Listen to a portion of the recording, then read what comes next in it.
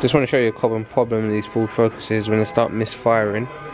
People think it's spark plugs and that, but it's really is not. If you open the leads, and you can see the inside there,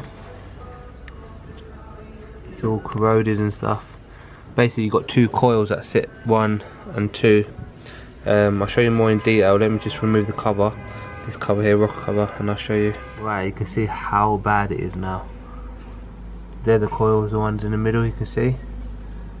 Them ones. So you need to replace both coils, 4 spark plugs, ignition coil, and a set of leads, and then the job will be proper. So as you saw in the last video, you saw the coils.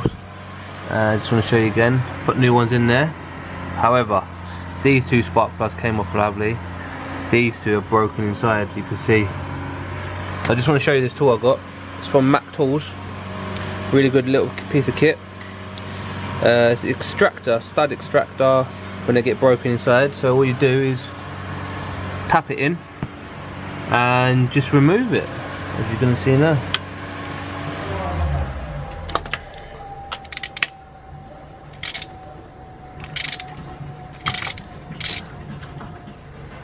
So here it is. That's the tool. Great little tool. And then I can remove the next one.